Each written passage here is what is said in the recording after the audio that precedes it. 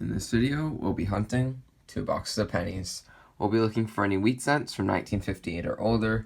We'll also be looking for any proofs, foreigns, heirs or varieties, or any other cool things we can find. And we will also be setting aside copper and seeing how much we can fill this jar. Don't see any enders in either box, but hopefully we'll get some good finds in the rolls. So let's start the hunt, and I'll bring you in when we have our first find. Roll 3, and we have the first wheat cent of the hunt, and it is a 1951 minted in Philly. Roll 15, and we have the first foreign of the box, and it is of course going to be a Canadian cent, and it is a 1993. Roll 27, and the box has been pretty slow so far, but bring you in because we do have the second foreign of the hunt. Hopefully the box can heat up later, and this foreign is a 2004 Canadian. Next roll 28, and we're finally going to have the second wheat cent of the box so far. It's right here, and it is a 1958 Denver. Hopefully we can get some more wheat cents. Roll 30, and we have the third wheat cent of the box. It's another one from the 50s, 1952, minted in Denver. Roll 32, and we have the third Canadian cent so far. It's right here near the back of the roll, and it is a 1965. Same roll as that Canadian. I'm freaking out right now. This box has been pretty bad so far, to be honest, but look what I just covered. Are you kidding me? 1888 Indian head cent out of nowhere. It's so worn, but that's my first ever 1800's coin found in circulation. Oh my gosh, out of absolutely nowhere. That is an absolutely unreal find. Oh my gosh. That is insane. Roll 34, and I'm still super excited about that 1888 Indian head cent. But just opened this roll, and I see the edge of another foreign and a wheat cent. So looks like the box is heating up. I mean, even if we didn't get any more finds, this would still be an amazing box with that Indian head.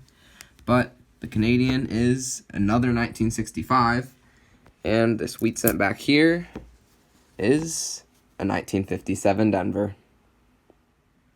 Roll 42, and we're going to have another Canadian cent. This will be foreign number 5 of the hunt. It's like a newer one, and it is a 2000. Roll 34, just open the roll, and I see the edge of the 5th wheat cent of the hunt right back here. And it looks like it could be a little older. Let's see. And it is. It's a 1936 out of Philly. It's a date I see a lot, but it is a pre-40s, so that's a good find. Just opened roll 49, and I see the edges of another Canadian and another wheat cent. And we'll pull out the Canadian first, right here. And it is a 1986. And the wheat cent is back here. And it is a 1958D. That was it for box number 1, and even though the quantity of finds was a little light, we ended up with 6 wheat cents and 6 Canadians. That 1888 Indian head cent made the box epic. Even though it's really worn, it's my first coin from the 1800's, and it is just an epic find out of nowhere too. That is awesome. Now let's go on to box number 2, even though I doubt it can beat box number 1, but who knows. Roll 7, and we have the first find of the second box, and it's a foreign, and of course it's going to be a Canadian cent, and it is a 1995. Same roll as that Canadian, around the same part of the roll there it was, and we have a wheat cent, first to the second box, and it is a 1945 Denver. Next roll, just open the roll, and it looks like we're going to have an older Canadian because I see this edge right here. I think it might be a young head, maybe older. And it is a young head, so it's going to be 1964 or older. And it's a 1956. Usually when you find these, they're in the 60s, but one from the 50s is an awesome find. Roll number 12, just open the roll, and I see the edge of another wheat cent right here. And this one is a 1927. That's an older one. It's the oldest wheat cent of the hunt so far. It's not in too bad a shape either, not super worn like most 20s and teens wheat cents are. Don't see too many 20s and teens wheat cents. That's an awesome find. Roll 15, and we have another Canadian cent near the beginning of the roll. It's one of those ones with the odd-shaped edge, and it is a 1988. Roll 15, and we have a variety found. And this one's going to be a 2009 DDR, and this is actually one of the major varieties. So I first always look below the thumb, and as you can see, there's an extra blob of metal right there. That's the doubling. And I looked it up. There's a ton of varieties for this date, and this one actually ended up being the FS 808, so it's actually one of the major varieties. You can see it has that same blob under the thumb right there, but then if you scroll down, you have a die crack on the A of States and this big die crack on the obverse through Lincoln. And if you go on the reverse, this one's actually a later die state because the crack through the A, it's a really big one that extends almost to the middle of the coin, which is pretty significant. And on the obverse, has that same die crack through Lincoln to the rim. So this one even has a PCGS page because it's an FS, one of the major varieties. This is in red condition, 63 red, $20, but mine is not that nice. Honestly, it's probably a red-brown because it has a lot of staining on it. So probably like a $5 coin, but still, major variety of 2009 DDR. That's an awesome find.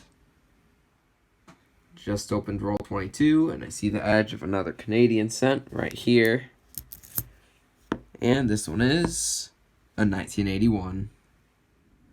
Roll 28, and we have another wheat cent for the second box near the back of the roll. I see the wheat cent reverse right here. And this one is a 1941 Denver in pretty good shape. Roll 39, just opened the roll, and I see the edge of a special Canadian cent. And it's going to be a 1967 Centennial bird cent. Get these pretty often, but still cool to see it in the box. Just opened roll 40, and I see the edge of another wheat cent, and it is right here. It looks a little worn. Hopefully it's a little bit older. And it's not, but it is a 1951 San Francisco. Roll 47, and we're going to have another find, and this time it's another wheat cent. See the date, obverse facing, 1957 from Denver. Same roll, not sure how I missed the edge, but we have another Canadian cent. This one is a 1987. Roll 49, just uncovered another wheat cent. This one is just a 1944 Denver. Last roll of the box is going to have one last find if we don't get anything else in the rest of the roll, because I see the edge of another wheat cent right here. And this one is a 1950 San Francisco. Both boxes have been hunted, so let's go over the finds. We ended up with 8 1959s, 14 S-mints, and 31 2009s. Foreigns, we ended up with 12, all were Canadian, and the oldest being a 1956 Younghead, and we did get a 1967 bird cent. Other miscellaneous finds, we got one 1960D small date, and that 2009 DDR FS108 with the big die cracks, which is a cool find. Wheat cents, we ended up with 13. 2 of them were older, a 1936 and a 1927, both from Philly. 13 wheat cents is pretty light for the 2 boxes, but that's alright.